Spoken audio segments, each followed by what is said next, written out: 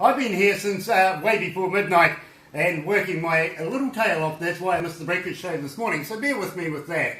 But in the meantime, believe me, I have the man himself, Nate, before me, coming out of Regina, Saskatchewan. I think I've got it right.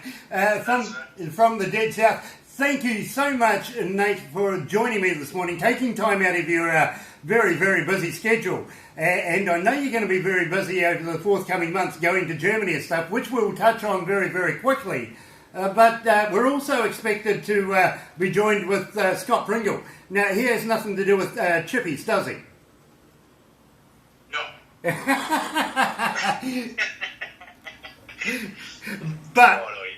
But he's very. He wishes he does. Yeah, he might get some free product. But he's a very accomplished Mandarin guitarist and vocalist as well, and a very lucky man to be in the band that you have put together. Now, you call yourselves folk bluegrass. Modern feel to that, would you say? Sorry, what was that last part you said? Would you call yourselves a modern version of folk bluegrass? Yeah, definitely. Yeah. It's our take on it with a little twist of ourselves in it. Great. Now, I really want to know, what were your influences? How did you come to the sound that you've come to? Because believe me, I've been in the music industry for many, many years now, and I have never come across something that's as authentic as what you guys produce. What influenced you to take up this style of music? Well, I guess the big push at the end was, before we started, was bands like Old Crow Medicine Show and Trampled by Turtles. Just loved everything that they were doing, wanted to do something like that. Our influences, though, it's just such a wide variety. Each of us, like each member of the band, just grew up with a different musical upbringing, but also very widespread. So Colton on the banjo, he was a big metalhead. So he just transferred his metal guitar into banjo. Yeah, Danny was a classical player. Oh, what's that? I get that about Colton, but Colton, how long was he with you for? Because he's no longer with you now, is he? No, he's not. He was with us from the beginning, and he just left right before Christmas. He just got burned out from traveling and touring all the time. It's hard on a guy. Yes, it is. Believe me, I have toured with some bands around the world myself, being a stadium engineer as well as a radio announcer and bits and pieces in between. I have spent a lot of years travelling around the world with a lot of big names. I'm not going to be a name dropper. I'm not going to let you know about that. But believe me, I have a very big understanding of what it's like to be able to put on a tour and then follow it through, sometimes up to about 36 months worth. And that is absolutely arse-breaking, if you want to put it like that. Oh, yeah, it's defeating. So, now, I also want to talk to you about Danny. He plays the cello. Now, that's interesting. For a modern-day band, a cello is so out there. Well, when we first started, like, Danny is a fantastic guitar player, like way better than me. But it was also he grew up playing the cello, and it was kind of one of those instruments that I've always been in love with. So I figured, I looked at Colton one day. I was like, we should get Danny over to have a jam. And he's like, yeah, I'd love to. And once Danny came once, twice, 3 times, it just stuck after that. There you go. And I think it's a perfect compliment to the sound that you guys produce at the moment. Now, I also want to talk about Eliza Mary Doyle. She's your new banjo player. Right. How long has she been working on the banjo? I think from conversations we've had with her about that, I think she said she started playing banjo when she was 19, maybe? No, I'm not. There, maybe 20? I'm not going to be a crash production and ask how old she is now. That's just not nice. But she's been playing for 10 years for sure. There you go. A little hint in there. But I got to compliment you because it must have taken a little bit to put your confidence in a female playing a banjo. Oh, well, we were very confident with her because we've seen her play. Like, she's been in a number of bands, just a fantastic banjo player. So she actually came to us and said, "I heard you guys need a hand," and we're happy to have her. And here's Scott right here. Hey! Hello, Scott. How's it going? Oh, absolutely happy to meet you, my friend, and very, very happy. Very happy to meet a couple of guys with a bit of face follicle like myself. You know, I feel right at home now. I really do. But when we first saw your very first video and How I'll Be in Good Company, we thought there was a touch of Amish in there. Was it just the outfits? Just the outfits. We're not Amish, we're not Hutterites, we're not Jewish, we're not any of the above. We're just a bunch of guys. You know, it sold us, it really did. And in fact, the hat right now is absolutely, I got to applaud you for that hat. I love it. Maybe you'll send it to me one day if I'm a good boy.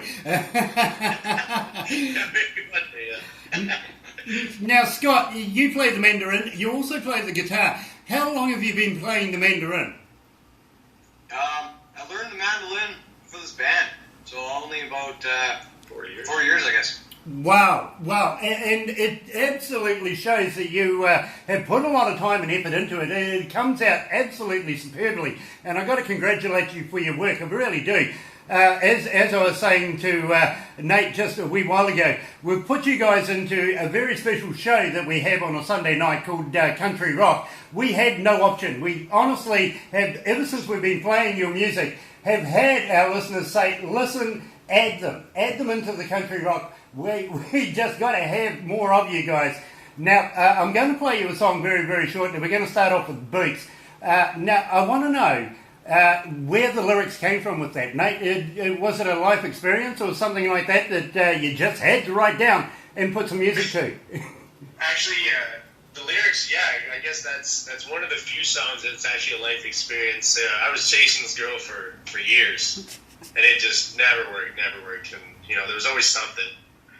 And then finally it worked out, and it was just the worst thing ever, so it's about it. There's always a girl involved somewhere in music, isn't there? But it's crazy that you said it would never, that it didn't work out. Now, that particular track is off your first album, I gather. No, that's off our latest album. Off your latest album. I knew I was going to get it right. And the album, of course, is Illusion and Doubt. Now, how long did you spend in the recording studios putting that album together? Because there's a number of tracks in there.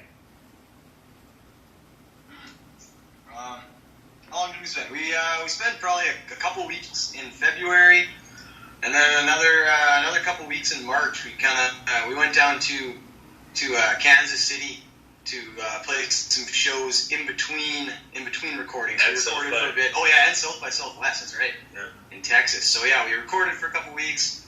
Went and played a bunch of shows in the States. Came back, recorded some more, and then we were on to the whole mixing and post production stuff. But. So it's probably about a month in and out. That's quite quick, to be very honest. That's a long student for taking. So. Well, you see, I'm an old school recording artist myself, where I used to record bands in an engineer capacity. And sometimes, way back in the day, we used to use DAT tape, if you remember what that was about, not the technologies that we have today.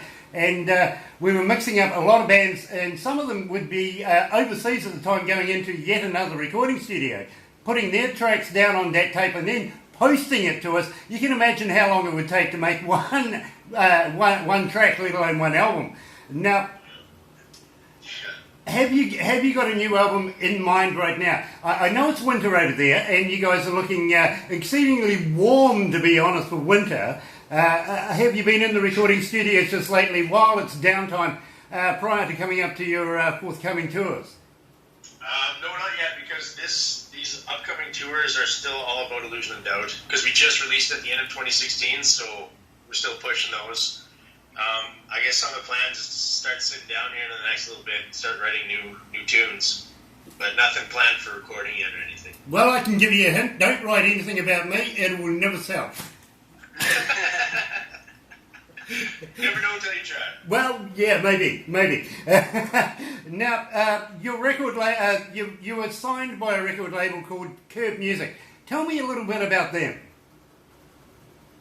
Well, it's our manager's label actually. So we recently I guess how long we've been dealing with Brian for now? Just over a year. We've had it's been like 2 years, maybe 2.5 years, 2 years, something like that. Yeah. So we picked up a new manager a couple years ago, and we hadn't actually had an official release on our debut album yet, and so he offered to sign us to his label after having managed us for a little bit. So he must have liked us enough to do that. I don't know why, but anyway, yeah. So Curve Music, it's his own label. It's an indie label based out of Canada in Toronto.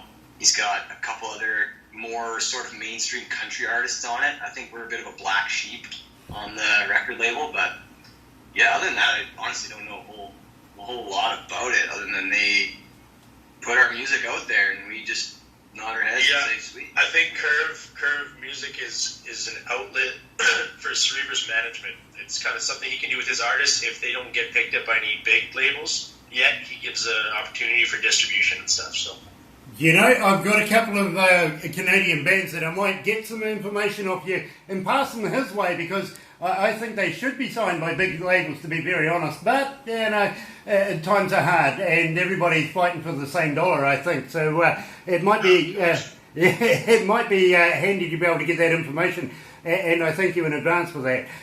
Now, I also want to talk to you about Coda Clothing. Where did that come in? Actually, right at the beginning, we just had started as a band, and I don't know, we'd probably played for maybe a year. Yeah. Just kind of having shows around Regina, around Saskatchewan, Alberta.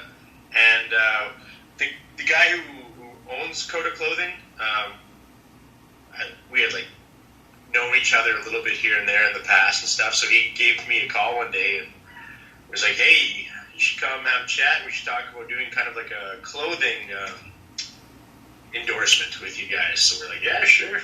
That sounds great. So it's good to support local too, and we're trying to spread the name as much as we can as well. Yeah. They sell a lot of really nice clothes, but they're well out of our price range. But now that they're friends of ours, it's nice because we get deals. Absolutely, a good product range, as cheap as possible, is always a handy thing to have in your back pocket. And we're going to go down the road very, very shortly and talk about websites and stuff like that, so we'll be able to throw those in as we go along. But first of all, let me play Boots. I think it's an absolutely wonderful song, and I want to talk to you a little bit more about it. But first of all, let's get this underway. Here is the Dead South, ladies and gentlemen, and Boots. Well, that's not it. This is it.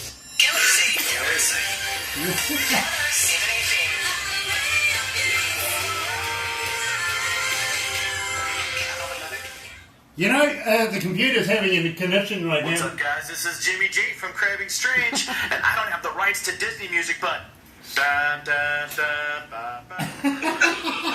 I'm sorry.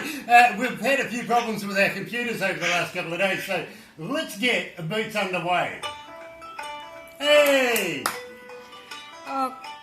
Hi, Scott. Nice to meet you. Oh, just switch you back. There we go. We're private again. So. Oh well, nice to meet you, Scott. I'll say it again. Yeah. While everybody's listening to the music. Sorry about that. That was funny. Did you hear the sting? Did you hear the stinger? That's funny. Yeah, we got a band coming out of New York called Craving Strange. Brilliant guys, absolutely stunning band. We did an interview with them just a few weeks ago, and what we do is every now and again we ask a band would they be interested in doing some stingers, you know, just to introduce themselves and our radio station. So if you're ever in the position that you feel like you would like to do us a stinger, we'd be more than happy to play it as well. Oh, yeah. Just a thought, no pressure. You don't have to do it, but believe me, it would be wonderful if you did, to be quite honest, because we keep getting your name out there all the time that way, if you know what I mean. That's awesome. We really appreciate that. Mm-hmm. Yeah, look, we're big fans of you guys, and we would love to be able to continue the role with getting Dead South's name to our listeners as many times as possible. Awesome. Yeah, whatever you like. How you going? I'm chatting with this moonshiner over in Kentucky. Oh my God! Ask him for a jar of apple I pie. asked him to send me some apple pie. He goes, I drank it all. Ah! Spoiler alert! Spoiler alert! Just going to switch you back to the desk again, guys. Are you comfortable there? Oh yeah. Sweet.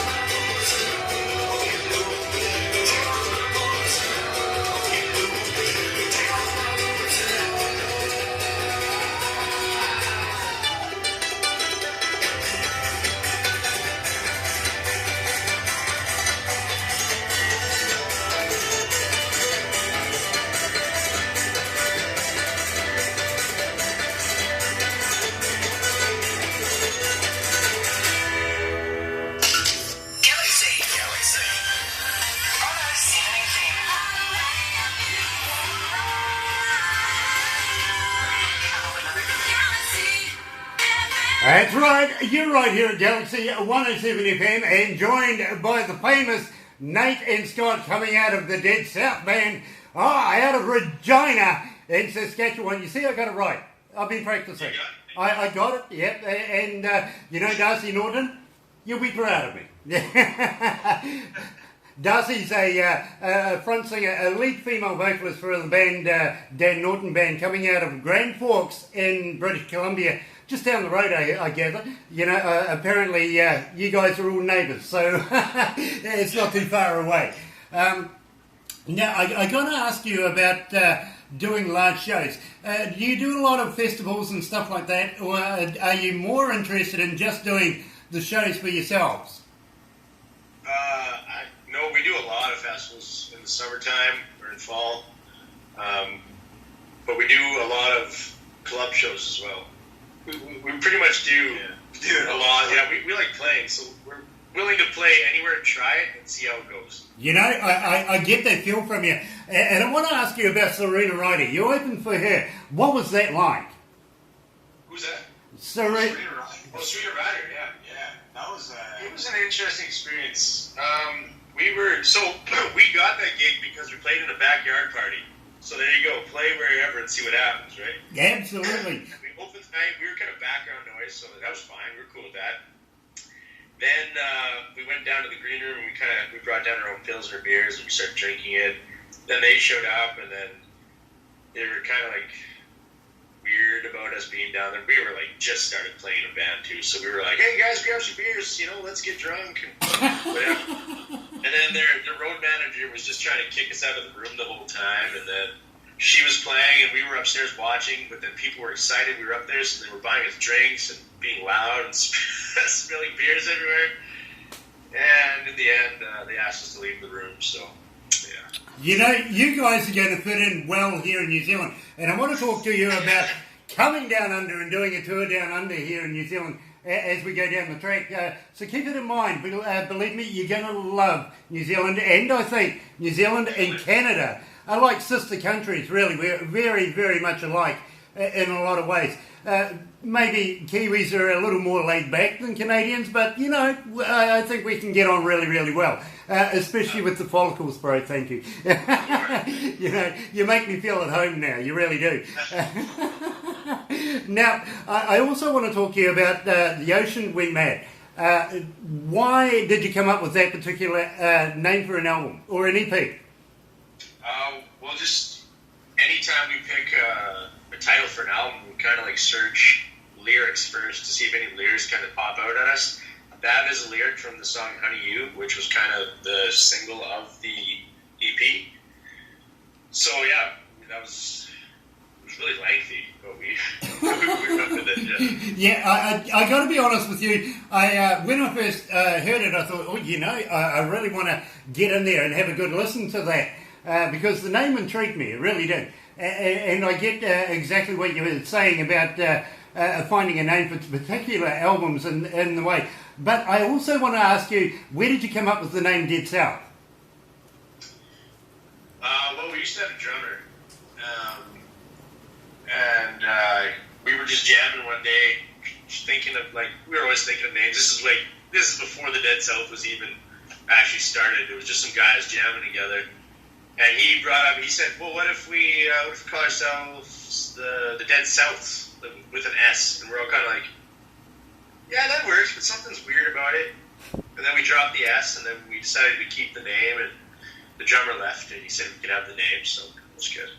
Luckily, the name kind of fits our whole sort of southern style of music too. Yeah, even though we're kind of a little bit north, but well, that's what got me was that you are a little bit north, and you call yourselves the Dead South. I thought that was rather unusual and quirky, to be very honest. And now, Scotty, how long have you been playing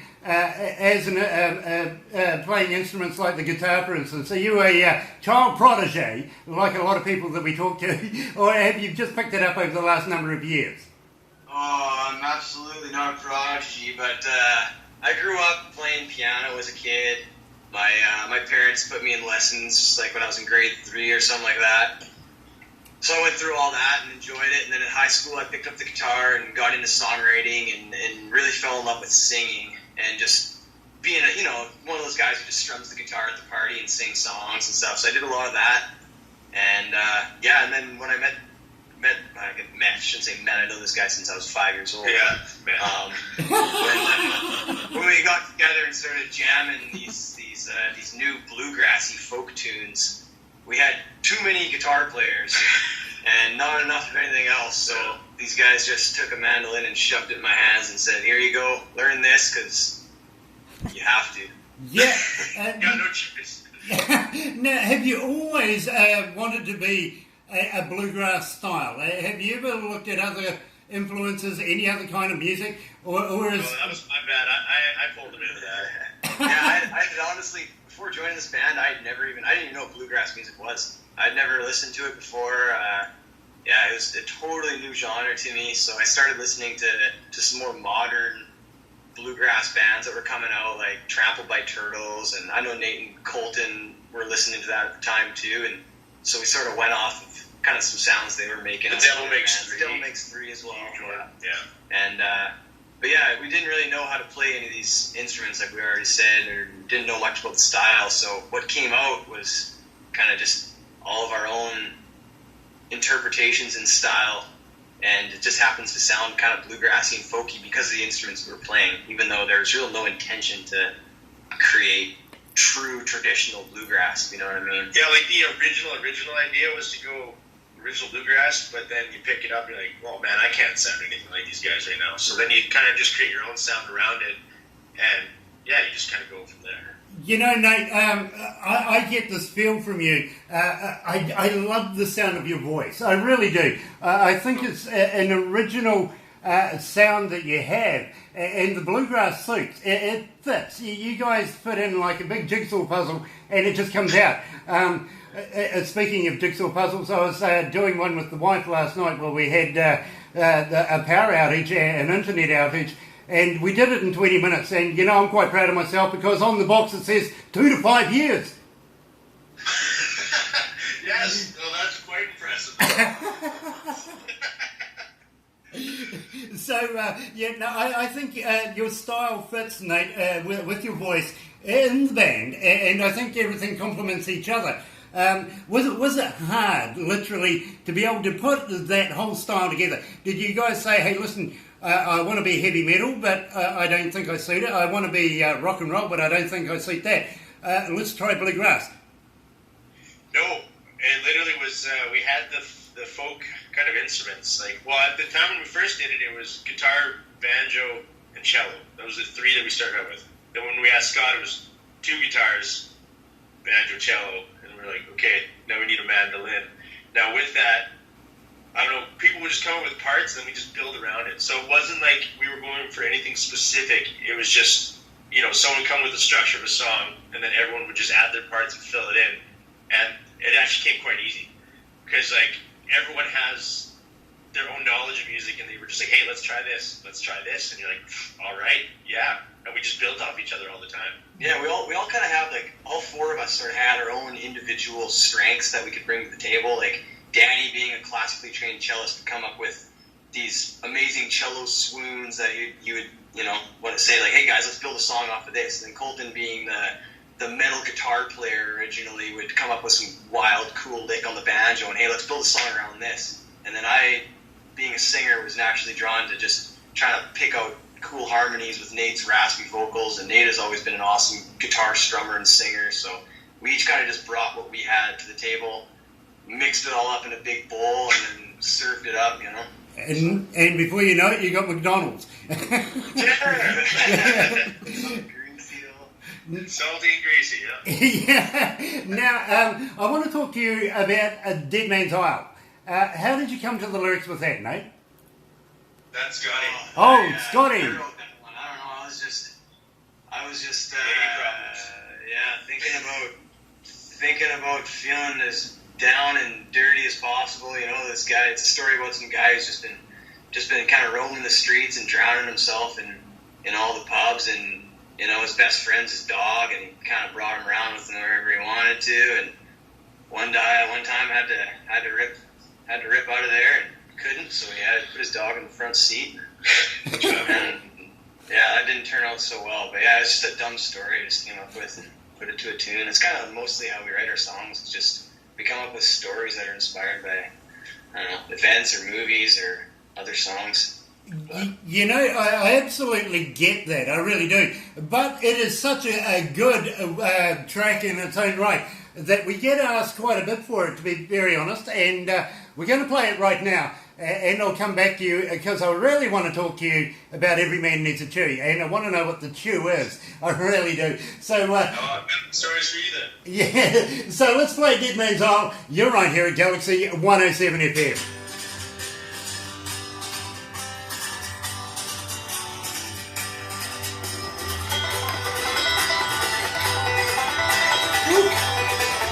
And I can come back for a minute. Yeah, I tell you what, guys, it's damned hot up here. Sweltering.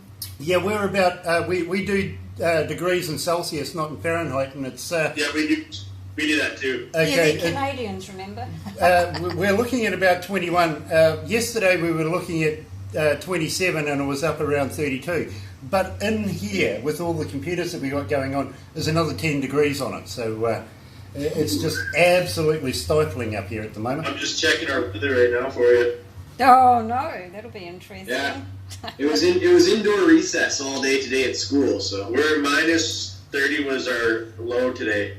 Wow. That's a pretty standard day. That's really ice road trucker shit, isn't it? Can't be. Like the city roads are bad. There's a lot of accidents lately. Mm-hmm. I couldn't imagine that cold. I'd die. Yeah, no, we don't get that cold. No. We don't. What is the coldest you get? Well, here in Zip, this maybe? little part of New Zealand where we're at, we're in the middle of the North Island. We might go 1 or 2 below at the very worst.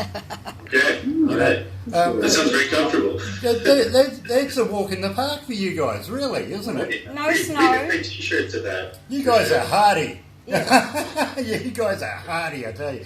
Anyway, I'm going to go back to the desk. So there's no snow here. Yeah, we don't get snow here. No. Maybe down the bottom of the South Island. Yeah. Anyway, switching over. Back to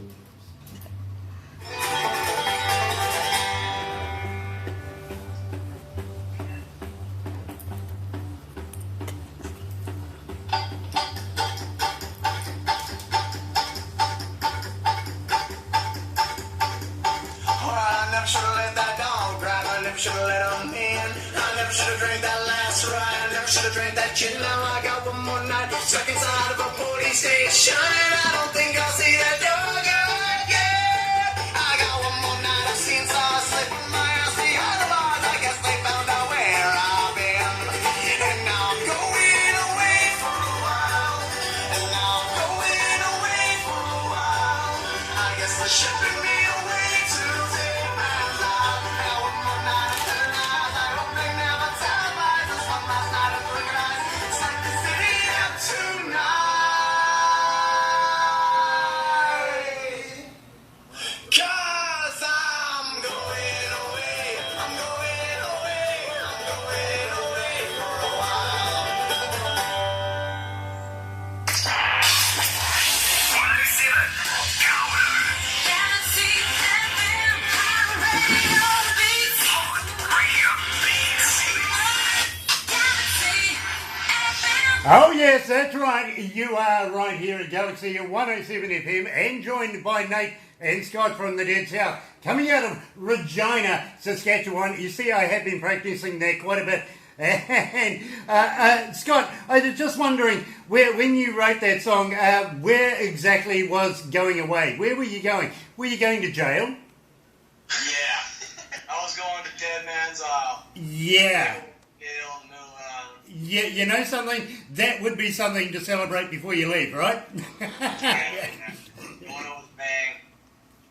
Now, Nate, I want to talk to you about Good Company. I think that's an absolute blinder of an album, and you've got so much good work on it. I couldn't lift everything, otherwise we'd still be here tomorrow talking about it, to be very honest with you. But where did you come up with the name for that?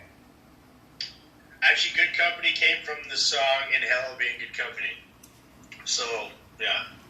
We just took the piece from that song title and put it as the album because I think it was so suiting.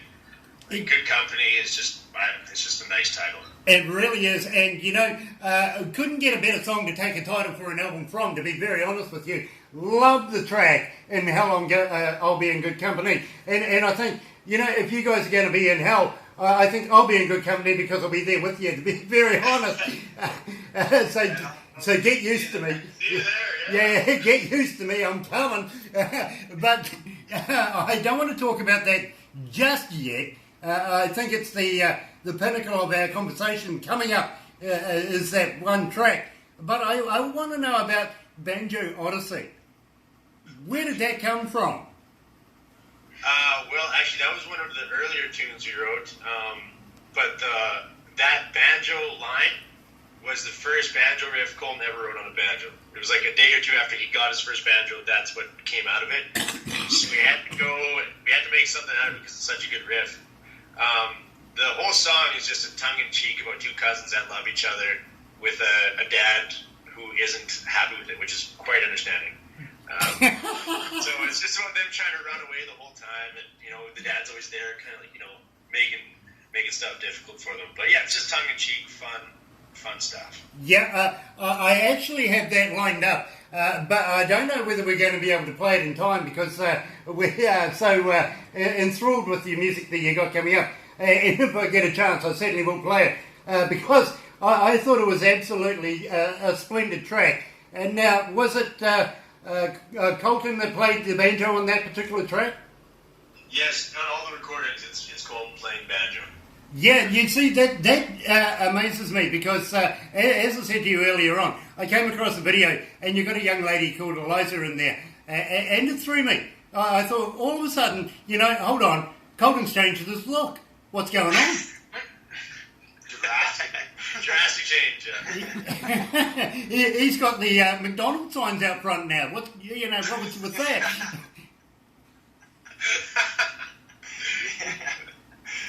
That's good. You know, there's one thing, and I've been talking to a number of bands coming out of Canada, the Rod Blacks, the Me and Mays, the Dan and Darcy Nortons and stuff like that, and they all say one thing: Grant, you've got to come over here for Kentucky Fried. KFC, yeah. Now, we have KFC here, but we don't have that extra special spice that apparently you guys are smoking over there now.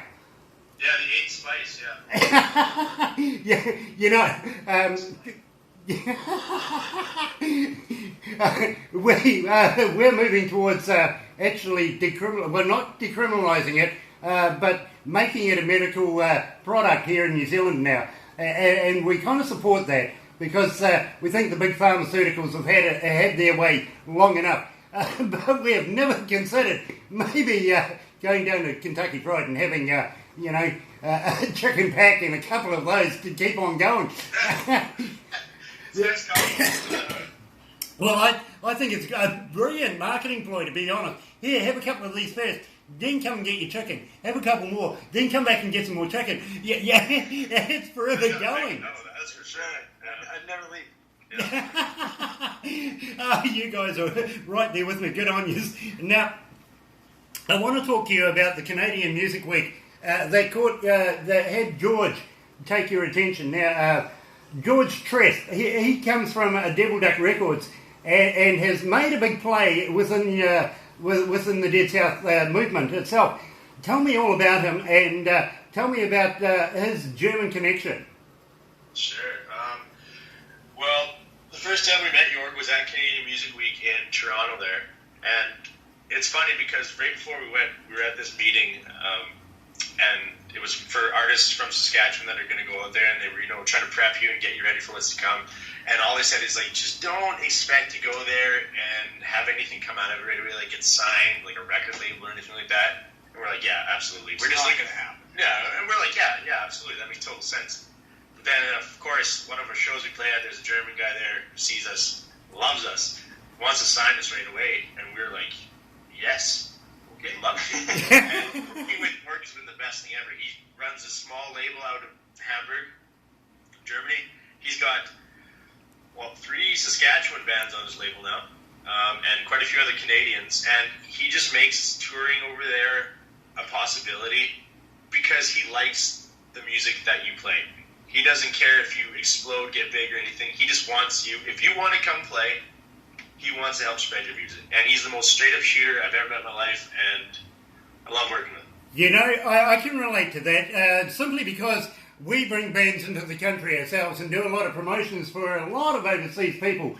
And we do it quite selfishly because we want to bring people to New Zealand, have a look around our country and get to know our locals, some of our indigenous foods that might be a little weird to eat.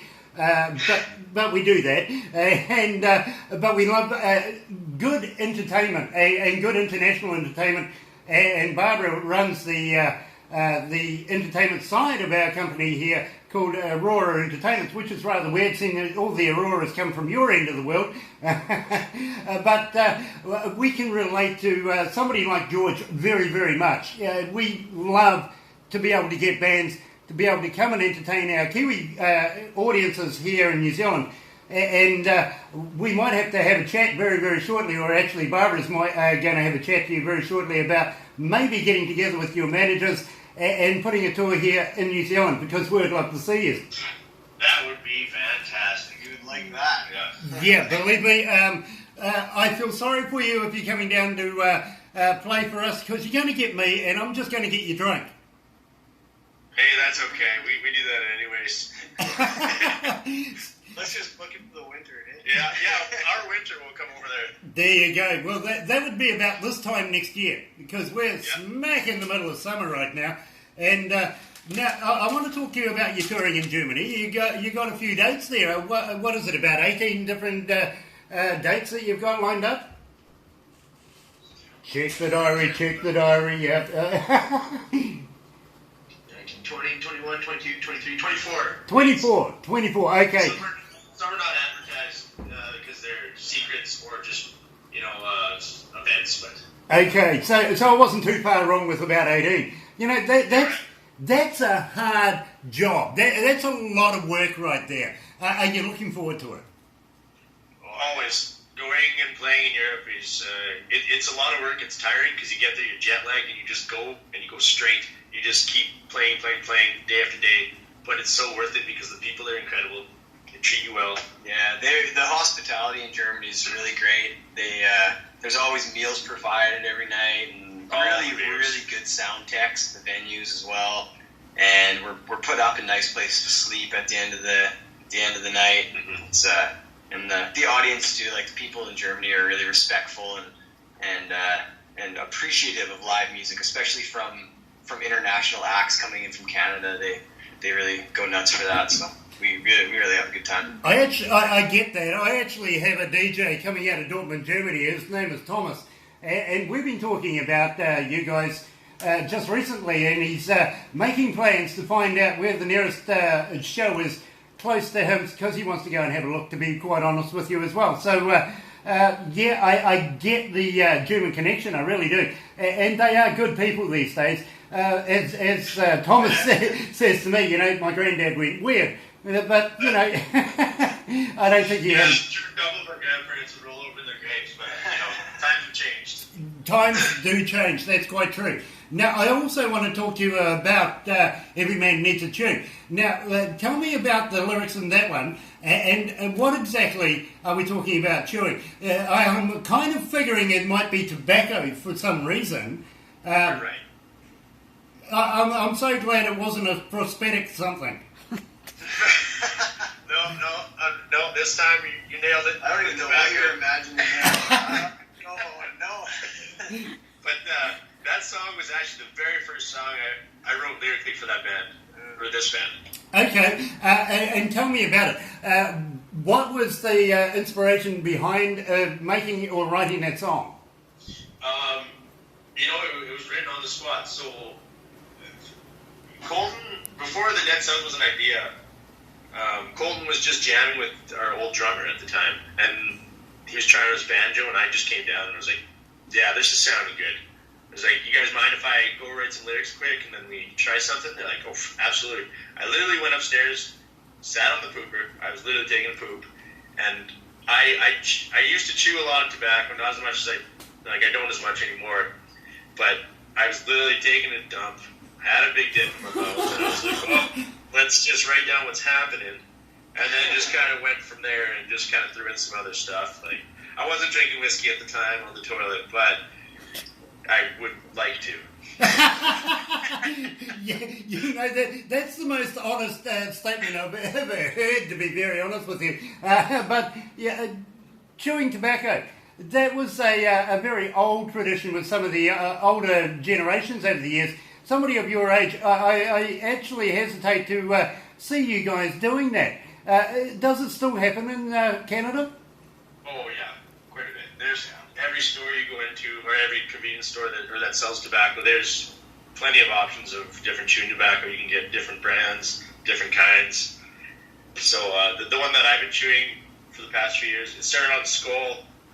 Now I'm more of a Copenhagen guy, but sometimes I throw in Redmond. You know, it depends. Okay, you know, that's a cultural thing for us. You see, we don't get that here in New Zealand.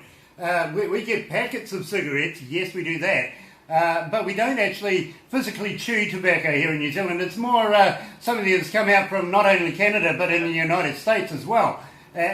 We've seen and met a number of people there that do the same thing. We here are a little more backward, if you want to put it like that. We just go to the store and buy a packet and fire one of those up.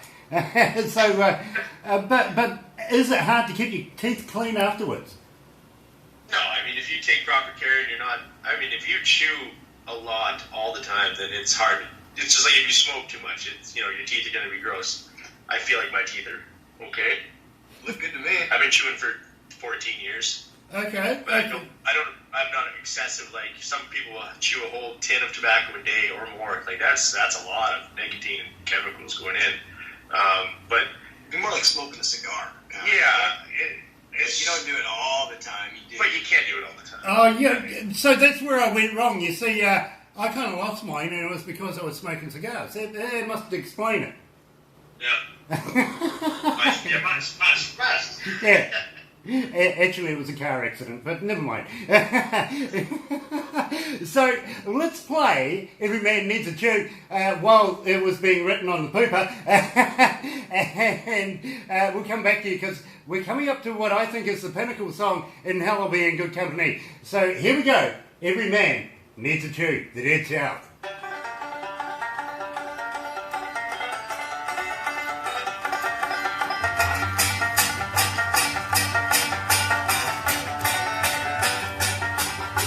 Oh my God, guys, it is so hot up here.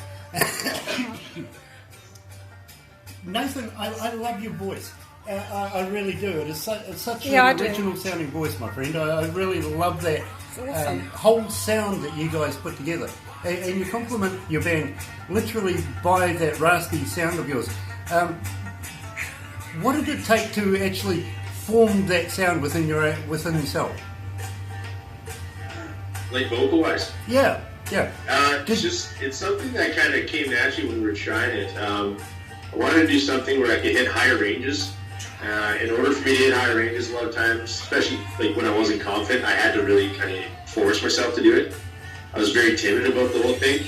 Actually, luckily, like playing with Scott, I've learned a lot on how to control vocals a little more. Still need a lot of work, but like it's there. Sure. So, yeah. Are you off, hon? Not quite. Not quite. I need to know if we can do something maybe after the interview. Okay, what's that? Jimmy from Jimmy Newsom from Blue River, Kentucky. Yeah, I can do It's that. the apple pie man. Oh, the apple pie man. Oh, not the... Swooning out the bloody moonshiner. Yeah. Yeah.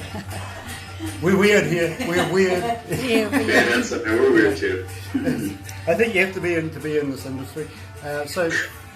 Right, we'll go back to the desk, and I'm going to ask you about the Wolf Queen City rock stuff. Let's go ahead. Right on.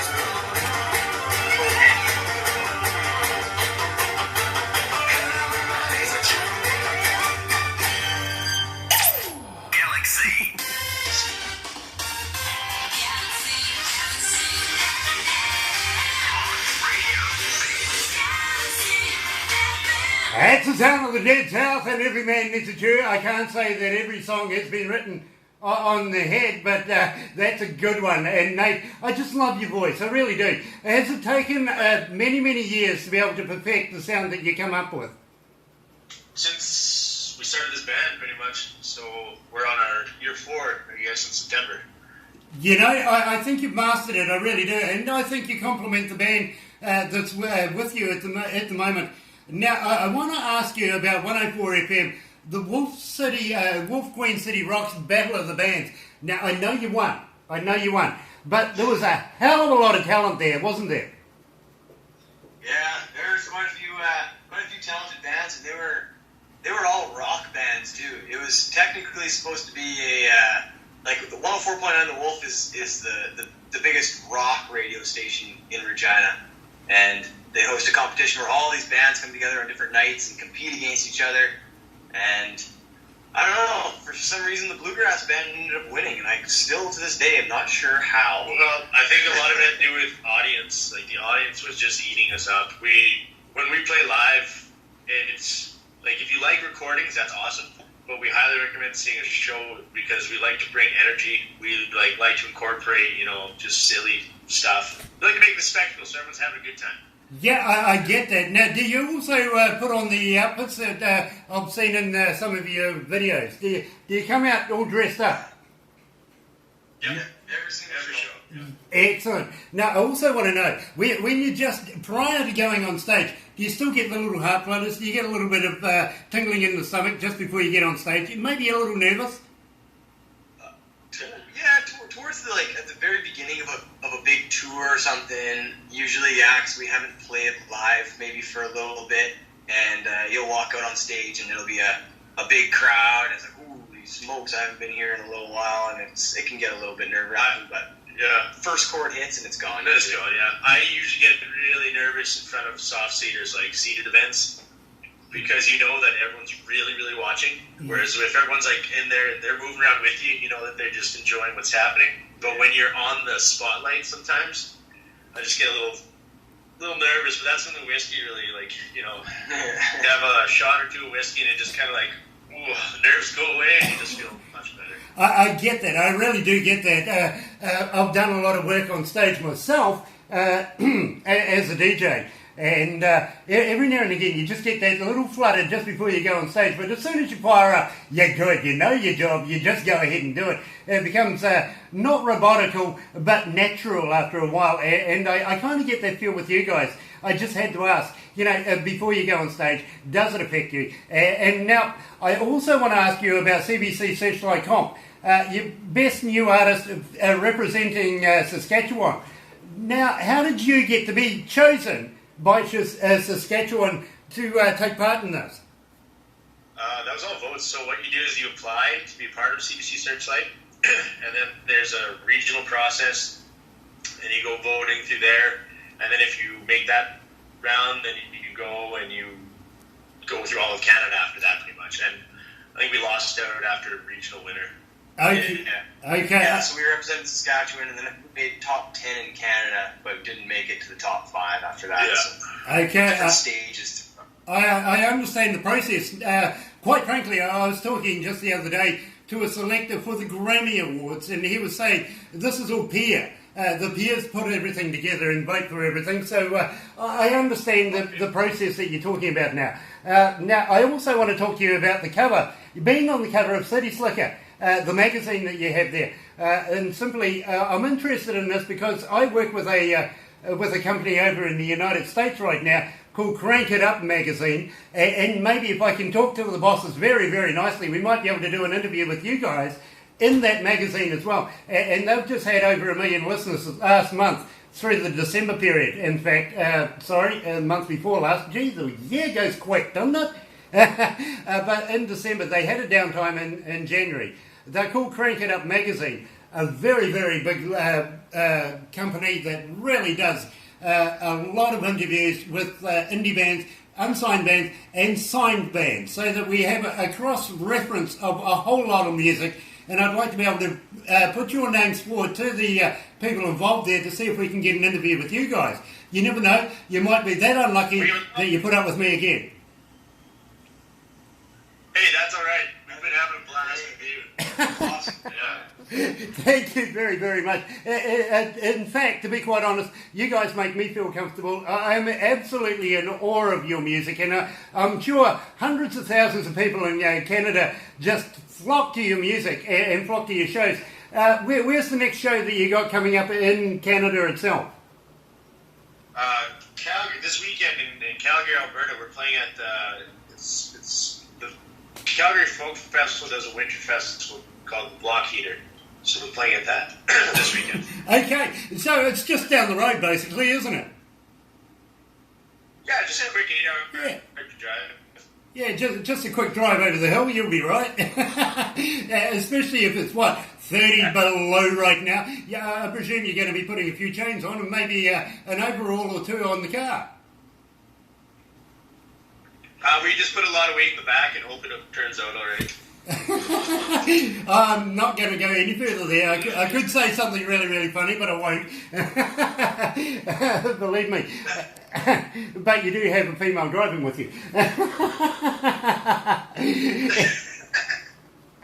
Now, my wife came in and interrupted us very, very quickly just a couple of minutes ago. She says, can you slip in a shout out at the end of this, please, for Jimmy Newsom from Blue River, Kentucky. He's talking about apple pie and stuff like that. I wonder what sort of spices you have with your apple pies. Yeah, we know what you're talking about, Jimmy, That's don't a good we? question. Yeah. Do you put a bit of ice cream with it? Anyway, I want to talk to you, and I think this is absolutely the pinnacle. This is my favourite song, is In How I'll Be in Good Company. Now, where did you come up with that? Now, that was, it actually was like a sit down, and it just came about. We were jamming at Danny's place one time, and we were just kind of sitting around, and I don't know if you were there at that moment or not. No, he wasn't there yet. And I was like, you know what, guys, I think we need a song with just banjo and cello. And we're like, yeah, okay. And then Danny started kind of playing around, and then he started whistling out of harmony. I was like, I think that whistle needs to stay in that song. That sounds great. And then it just kind of built from there. And those lyrics are all from Danny. Danny wrote that song. Just nailed it. I completely understand that, I really do. And it's nice to know, because I was actually going to ask you, who was the accomplished whistler, and does he get many girls? Oh, yeah, Danny's had his share. He's well taken now. Yeah, with a whistle like that, you wouldn't want to waste it, would you? Right, yeah. You know, but it works. It really does work. And I think it is one of the better accompaniments that you have in your ensemble of music. I really do, because I've switched on to that straight away. And in fact, if it wasn't for that particular song, and my wife finding it and saying, Grant, you've really got to listen to this. Now, I got to be honest with you, a lot of the time the wife comes to me with music, I don't even bother. I really don't.